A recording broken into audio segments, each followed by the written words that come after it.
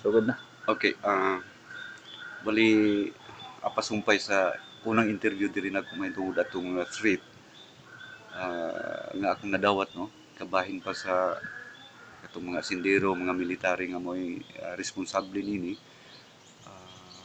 Una day ako Tuto Patigas, so Bernardino Patigas, Secretary General sa Northern Negros Alliance of Human Rights Advocates. So akong balikon, murag apasumpay pa ni siya og ang update sa unsay dagan na karon human atong mga threats sa mga sindiro plus ang mga military. Mm. Actually nagpabiling gihapon nga nara ang threat. Pero sa ka-team Balisteros, murag sukad nga na istorya sa mga kauban nga ipangutana sa nganong may treatment nga wala man mahilabos tuto ana murag na nahilom-hilom no. Pero sa side sa mga military padayon ra gyapon nga naa ra gyapon ang pagguba o pagmalain Mm. sa ako ang ngalan dito sa maong area sa norte nga bahin sa Negros Occidental. Mm. So hinuon wala man ni maghatag ka nato og kahadlok sa pagpadayon sa pag-organisa o sa pagpasabot ngadto sa mga pumuluyo nganong inaani ang sitwasyon nganong dunay kagutom nganong dunay mga human rights violation among pagtan-aw pagani ang SRV o human rights violation nga kusog na kayo karon diri sa norte nga bahin sa Escalante ug sa tibok occidental sa probinsya Negros Occidental no labi na ang oriental kabahin pa ni sa Uplan Bantay Laya programa sa niadto presidente Gloria Macapagal Arroyo nga karon gipulihan na pod sa bagong presidente nga si Noynoy Aquino. So gani imbes mo end unta ning Bantay Laya 2, Uplan Bantay Laya 2 karong niadtong miaging bulan June, doon na pa'y extension nga 3 years pa gani. Ang Uplan Bantay Laya mo ang pagguba mo sa insurhensya nga nagalungtad karon diri sa tibok Pilipinas. Pero unta kung naa manggaling ni dili nila hilabtan ang mga sibilyan sama sa akong kaugalingon nga i-treat nila sa pagtuo nga usa ko sa mga gasuporta ug usa gyud sa mga gitawag nilang mga NPA gyud Mm. nga kinahanglan i-prove pa na nila sa korte para nga mapamatud-an gyud nila tinuod. Pero sa akong Mm. bahin ang dili gyud ko moangkon nga usa ko ka NPA. Nagtabang lang ko sa pumuloy bilang human rights defender, Mm. bilang naa sa trabaho sa pagdepende sa katungod sa tao. Pwede mo nimo hatagaan og ideya kung ang mga ubang tawo nga di respeto sa imong mga ginbuhaton ug unsa gyud ang imong ginapanghimo kabahin sa pagprotektar sa human rights Una, sa inyong mm, community. una atong mas angay guro lang masayran nga ang trabaho sa Northern Negros Alliance of Human Rights Advocates una mao ang kini siya mo nagsilbing ah, venue sa edukasyon paghatag og mga kasayuran sa tao kung nganong nainani sila unsay ang ngayong himuon nya mao sa ni siya venue o kung nagsilbing sentro sa pag-organisa sa mga tao aron ang mismo ang mga bayulasyon nga gituhimo karon sa gobyerno paggamit sa mga military bayulasyon ngadto sa katungod sa mga kabus nga mga pumuluyo sa Pilipinas mapugnan ug kini siya ang NARA o Northern Negros Alliance of Human Rights Advocates nagsilbi po ni siyang venue o konsentro sa pag-mobilisa sa mga katawhan pananglitan kung ang mga singgitan nila ang mga bayulasyon nila sa ilang mga katungod dili sabton sa gobyerno o kon mas ila pa gyud noong dungagan ang pagbayular niini labi na ang kanang gitawag natong mga extrajudicial killings Mm. plus uban pa nga klase sa mga harassment. Mm. Mm. Dito sa imong affidavit nga imong sulat, imong na-mention nga na-confirm sa imong mga kauban nga adunay order gikan sa ISAF na identify og kinsa ang nag nag-attempt og bribe para mo patay sa imo ug imong mga kauban.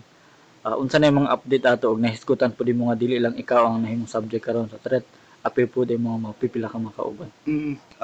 Na ano gani ang kuan karon mao tay kong giingon kaganiha lang nga ang katong kuan katong threat nga gikan sa usa ka agent sa ISAF Mm. gani do naman gani gi-attach dito pagpa-blatter nako sa sulat nga akong nadawat sa threat nga sulat dunay gi-attach nga nga mission order Mm. nga siya usa ka ISAF agent ug siya mao ang patay nako. So gabantay lang tani ini tungod kay dili na to masalagyan ng mga klase sa tao. Unya sa ako nang giingon, si Tim Ballesteros ang dito nahimutang sa sulat nga mao'y mobayad og 50,000 sa akong ulo ug sa ako ang akong umagad nga si Edito Namyon, no? Sa pasangil nga kami mao'y utok sa pag pagkultibar sa mga kayutaan diyang banda sa Escalante, no? Mm. O pag sa pamasangil nga kami kuno mao'y utok sa pag-organisa sa mga tao aron mismo ang mga tao mo kontra na sa mga military. Ikibaw ka ni Tim Ballesteros usa ni ka ex-military man, Philippine Navy ni siya graduate.